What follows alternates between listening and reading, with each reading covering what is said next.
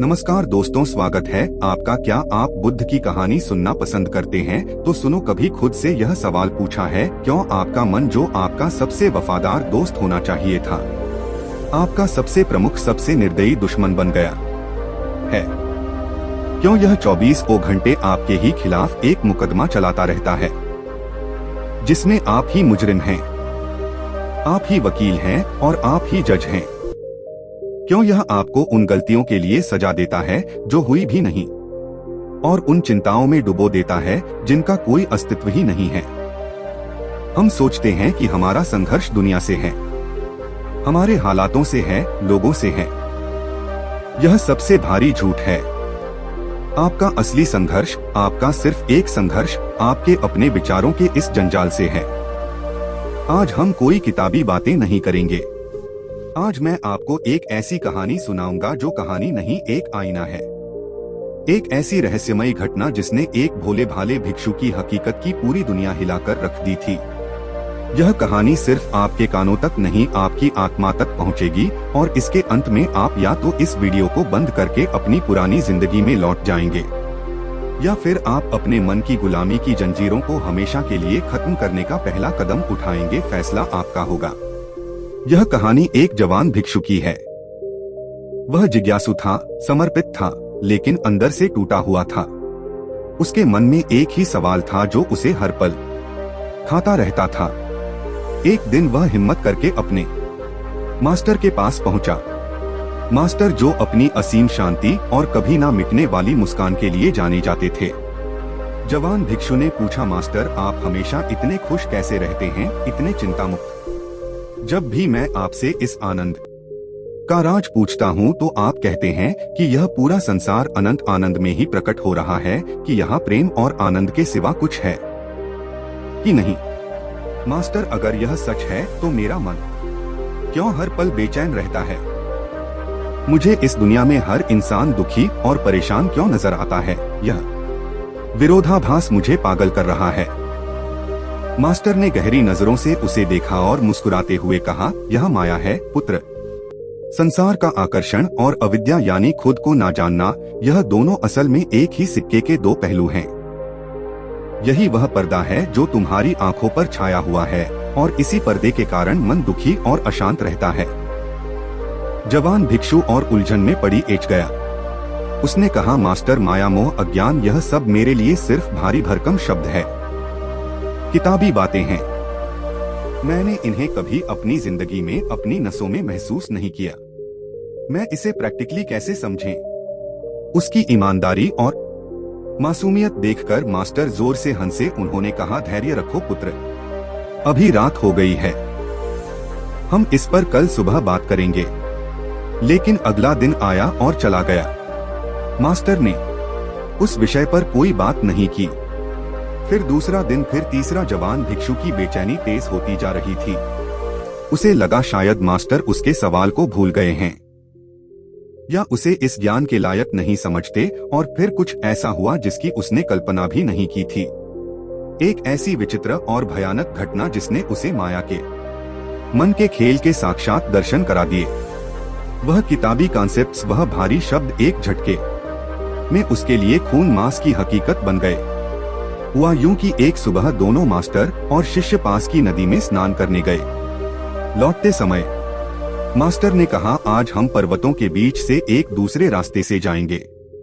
यह रास्ता कुछ मुश्किल है, लेकिन छोटा है। वह नया अनजाना रास्ता था, घने वृक्षों और असमतल पत्थरों से भरा हुआ। चलते चलते उन्हें रास्ते में एक विशाल सूखा हुआ पुराना वृक्ष दिखाई दिया। वह वृक्ष बहुत अजीब था।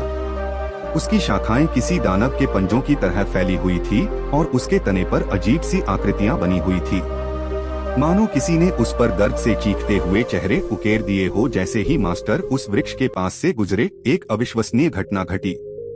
मास्टर अचानक उस वृक्ष की ओर खींचने लगे, जैसे किसी अदृश्य शक्ति ने उन्हें लपेट लिया हो। वह खींचते चले गए और जोर से उस वृक्ष के तने से जा लगे, और फिर जो हुआ उसने जवान भिक्षु के पैरों तले जमीन खिसका दी।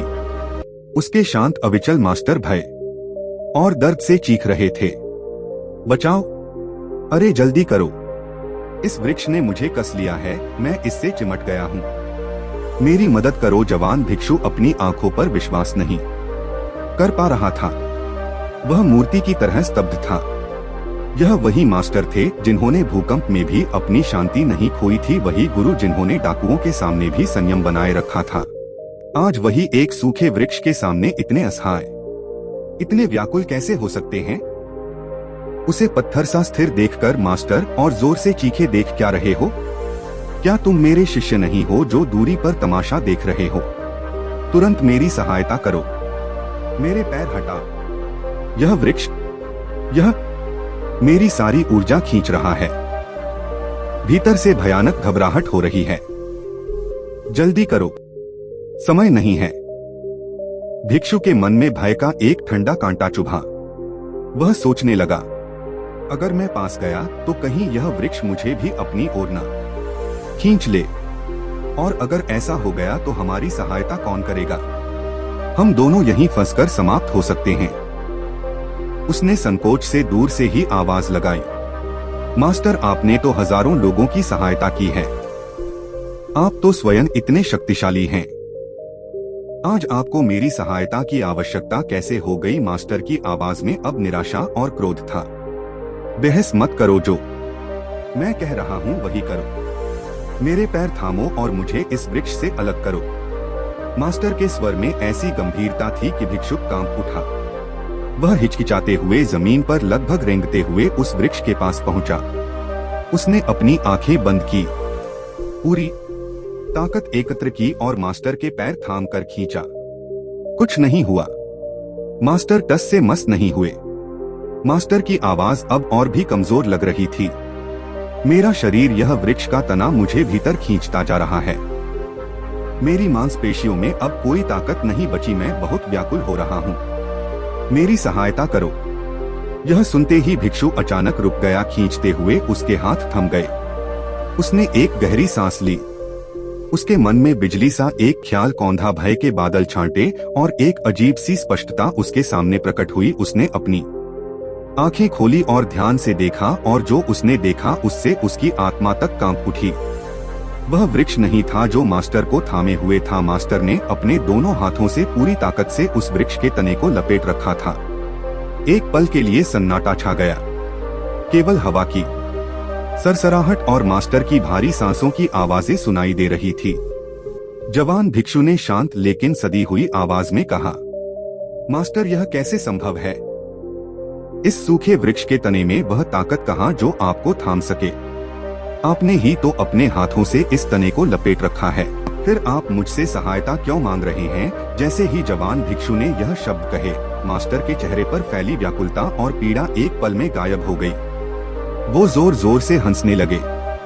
एक गहरी गूंजती हुई हंसी जो पूरी घाटी में फैल गई। उन्होंने तुरंत वृक्ष को छोड़ दिया, अपने कपड़े झटक दिए और जवान भिक्षु के कंधे पर हाथ रखते हुए बोले, पुत्र, यही माया है।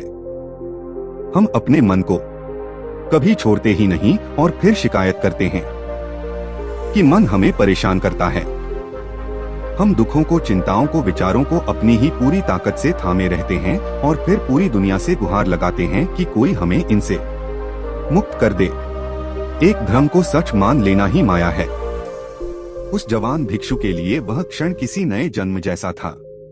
उसे वह सब समझ आ गया जो हजारों किताबें नहीं समझा सकी। जवान भिक्षु ने कांपती आवाज में पूछा, मास्टर, जब हम जानते हैं कि यह विचार, यह चिंताएं हमें दुख दे रही हैं, तो फिर हम इन्हें अलग क्यों नहीं कर पाते? हम उस प्रतीक को क्यों थामे रहते हैं? मास्टर ने कहा, क्योंकि हम बाहरी सुखों के जरिए, बाहरी सफलताओं के जरिए खुद को संतुष्ट करना चाहते हैं। हमें लगता है कि अगर हमें वह नौकरी मिल गई, वह इंसान मिल गया, उतना पैसा मिल गया, तो हम हमेशा के लिए खुश हो जाएंगे। इन्हीं इच्छाओं को थामे रहना ही मन को थामना है, और मन को थामना ही माया है। इसी माया के कारण हमें लगता है कि हम असहाय हैं, हम बंधे हुए हैं, जबकि सच इसके ठीक विपरीत है। हम हमेशा मन से ज्यादा ताकतवर हैं। हम मन के स्वामी हैं। यह लाइन दोबारा सुनो, तुम मन से हमेशा ज्यादा ताकतवर हो। यह कोई फिलॉसफी नहीं है, यह एक वैज्ञानिक सत्य है।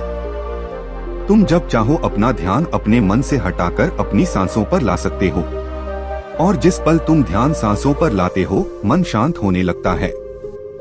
इसका क्या मतलब हुआ? इसका मतलब है कि कंट्रोल तुम्हारे हाथ में है। मन तुमसे है, तुम मन से नहीं हो।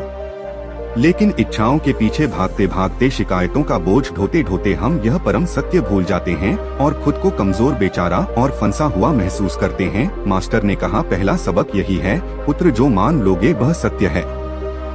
आज मॉडर्न साइकोलॉजी इसी चीज को कॉग्निटिव बायस और कंफर्मेशन बायसम कहती है। इसका मतलब है कि आपका दिमाग एक वकील की तरह काम करता है, जज की तरह नहीं।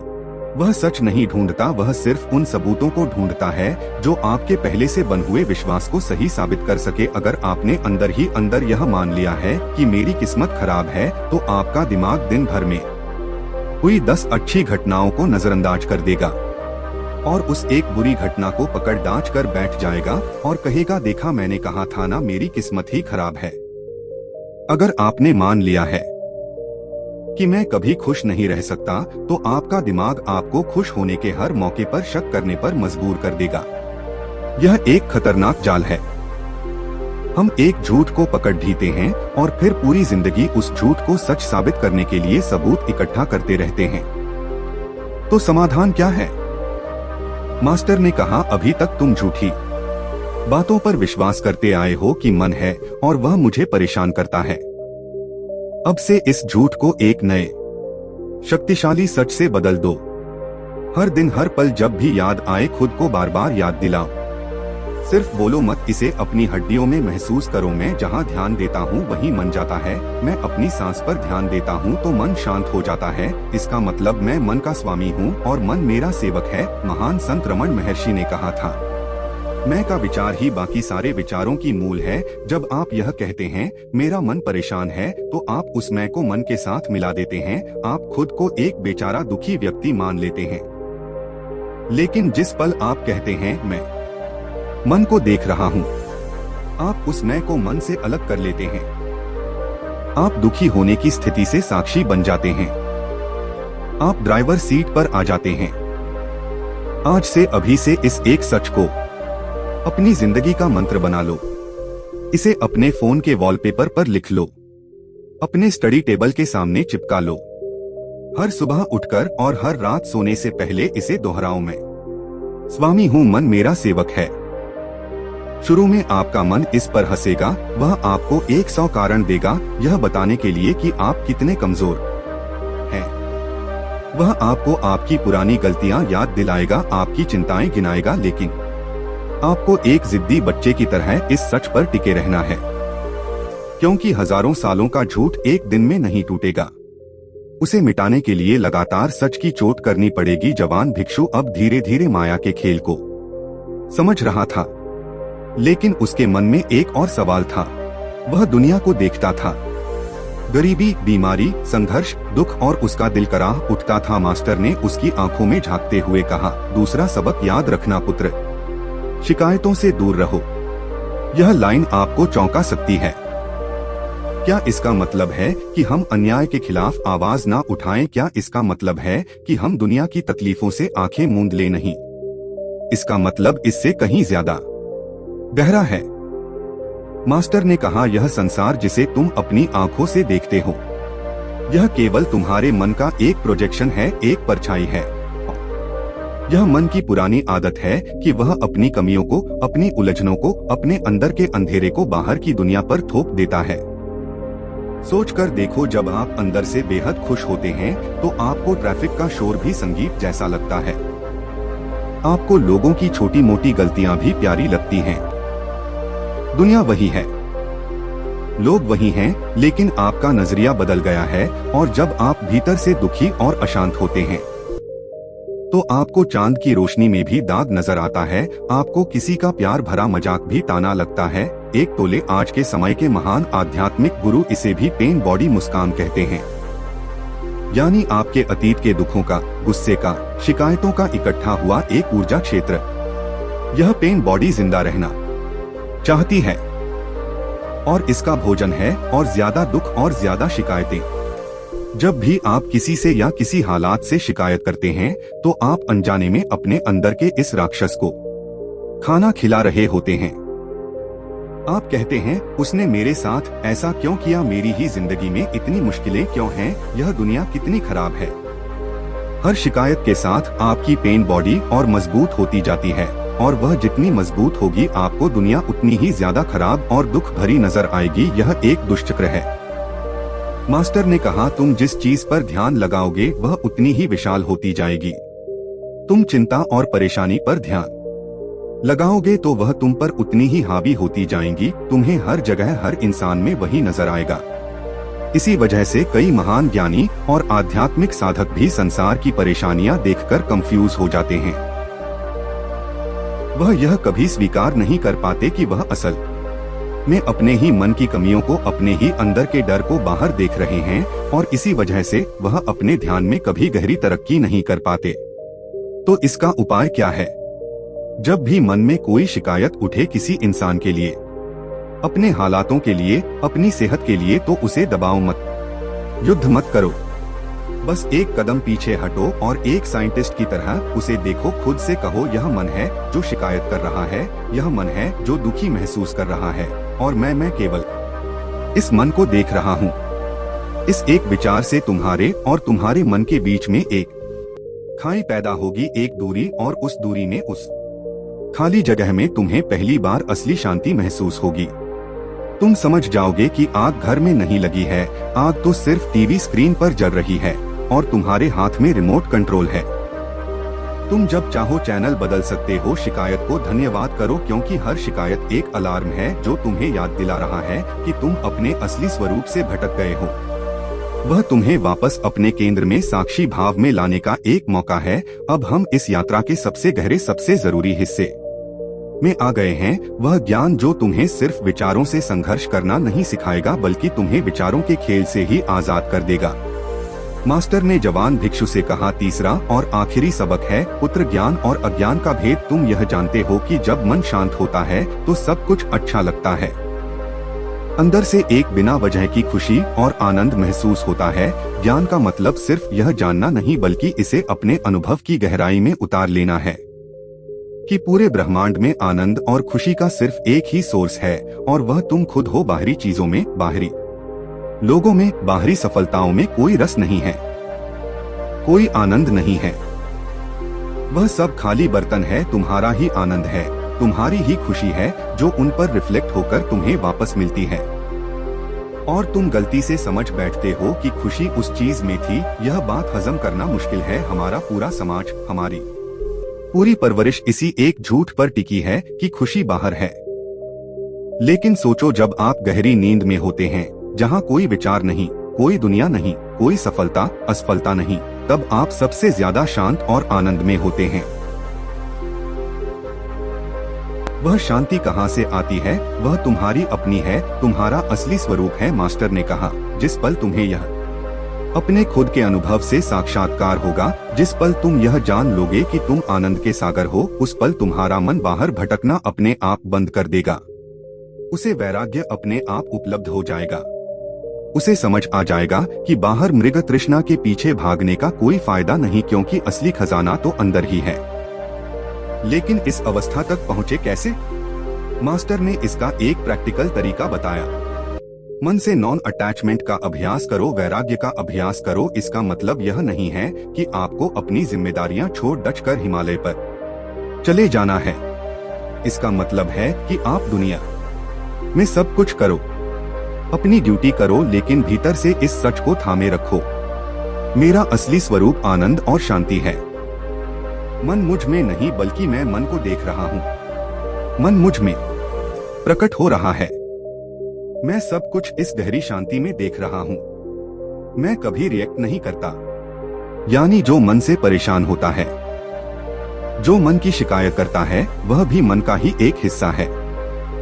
मैं जो असली में है वो हमेशा शांत है, केवल सब कुछ देख रहा है। महान संत निष्कदत्त महाराज ने कहा था, मन विचारों की एक नदी है। तुम नदी नहीं हो, तुम नदी के किनारे हो जो चुपचाप नदी को बहते हुए देख रहा है। नदी में गंदा पानी भी आएगा, साफ पानी भी, तेज लहरें भी आएंगी, शांत बहाव भी। किनारे पर इसका कोई असर नहीं होता। किनारा बस देखता है। जब तुम्हारे मन में कोई नकारात्मक विचार आए तो उसे बदलने की कोशिश मत करो, उसे धक्का मत दो। बस किनारे पर हो जाओ और उसे एक बादल की तरह गुजर जाने दो। जब कोई अच्छा विचार आए तो उससे चिपक मत जाओ, उसे भी गुजर जाने दो। यही है प्रेजेंट मोमेंट में बने रहना, वर्तमान क्षण में जीना। यह प्रेजेंट मोमेंट कोई साधारण समय नहीं है।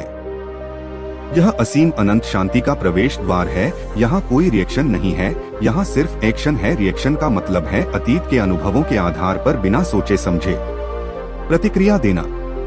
किसी ने आपको कुछ कहा और आपके अंदर का गुस्सा फट ढक गया, यह रिएक्शन है। एक्शन का मतलब है वर्तमान की जरूरत के हिसाब से शांति और विवेक के साथ काम करना। किसी ने आपको कुछ कहा, आपने एक पल का पॉज लिया, स्थिति को समझा और फिर शांत मन से जो जरूरी था वह किया। यह एक्शन है। जब आप इस साक्षी भाव में टिकना सीख जाते हैं तो आप कभी विचारों में उलझ ही नहीं सकते। आप सीधे अपने लक्ष्य की तरफ बढ़ते जाते हैं, बिना मन के ट्रैफिक में फंसे। अब तक हमने जो भी बातें की वह आपको अच्छी लग सकती हैं, प्रेरणा दे सकती हैं, लेकिन जब तक आप इसे खुद अनुभव नहीं करेंगे यह सिर्फ उधार का ज्ञान रहेगा। इसलिए मैं आपको एक चैलेंज देता हूँ, द 5 मिनट विटनेस चैलेंज। इस वीडियो के खत्म होने के बाद या अभी यहीं पर पॉज करके 5 मिनट के लिए एक शांत जगह पर बैठ जाओ। अपनी पीठ और गर्दन सीधी रखो, आंखें बंद कर लो और बस अपनी सांसों को देखो, आती हुई सांस, जाती हुई सांस, और फिर अपने विचारों को देखो। देखो तुम्हारे मन के आसमान में कौन कौन से बादल आ रहे हैं और जा रहे हैं। उन्हें रोको मत, उन्हें बदलो मत, उन्हें जज मत करो कि यह अच्छा विचार है या बुरा विचार है। बस देखो जैसे आप ट्रैफिक को SRDDDH के किनारे खड्डी डीडे होकर देखते हो। आप देखोगे कि एक विचार आता है, कुछ देर रुकता है और चला जाता है, फिर दूसरा आता है। लेकिन अगर आप ध्यान से देखोगे तो आपको दो विचारों के बीच में एक छोटा सा गैप नजर आएगा, एक खाली जगह, एक मौन। वो गैप, वो साइलेंस, वही तुम हो। उस शांति में उतर जा, वही तुम्हारा घर है, वही असली शक्ति का केंद्र है। तो आज हमने क्या सीखा? उस मास्टर और भिक्षु की कहानी ने हमें क्या दिखाया? पहला सच, जो मान लोगे वही सत्य बन जाएगा। हम एक झूठे विश्वास को थामे बैठे हैं कि मन हमें परेशान करता है। इस झूठ को आज अभी इसी पल मिटा दो। खुद को याद दिलाओ, मैं स्वामी हूँ, मन मेरा सेवक है। दूसरा सच, शिकायतें तुम्हारा ही आईना है। संसार तुम्हारे अंदर की उलझनों की परछाई है। जब भी शिकायत का मन करे रुक जाओ और साक्षी बन जाओ। कहो यह मन है जो शिकायत कर रहा है, मैं तो बस देख रहा हूँ। तीसरा और सबसे महत्वपूर्ण सच, तुम मन नहीं हो, तुम्हारा असली स्वरूप आनंद और शांति है। मन तुम्हारे अंदर प्रकट होने वाली एक स्क्रीन है। तुम स्क्रीन नहीं, स्क्रीन को देखने वाले हो। इस साक्षी भाव में टिके रहो और तुम कभी विचारों में उलझोगे नहीं। अंत में वह एक लाइन जो आपकी पूरी जिंदगी बदल सकती है। आपको मन को जीतना नहीं है, आपको बस उसकी पूजा करना बंद करना है। हम अपने विचारों को बहुत ज्यादा महत्व देते हैं। हम उन्हें भगवान मान बैठे हैं। वह जो कहते हैं हम उस पर आंख बंद करके यकीन कर लेते हैं। जिस दिन आप अपने विचारों से वह भगवान का दर्जा छीन लेंगे, जिस दिन आप उन्हें सिर्फ आते जाते बादलों की तरह देखना सीख जाएंगे, उसी दिन आप आजाद हो जाएंगे। तो अगली बार जब मन चिल्लाए, जब चिंता के विचार तुम्हें उस सूखे वृक्ष की तरह अपनी गिरफ्त में लेने की कोशिश करें, तो एक पल के लिए रुकना और उस वृक्ष को याद करना और खुद से पूछना, क्या मैं सच में फंसा हुआ हूँ या मैंने खुद थाम रखा है? इस सवाल का जवाब तुम्हारी आजादी का दरवाजा है। अगर यह शब्द आपके दिल तक पहुँचे हैं तो कमेंट में लिखिए, मैं स्वामी हूँ, मन मन मेरा सेवक है। इसे सिर्फ लिखिए मत, इसे अपनी जिंदगी का आधार बना लीजिए। इस वीडियो को उस हर इंसान के साथ शेयर कीजिए जो अपने मन के जाल में फंसा है देखने के लिए। धन्यवाद।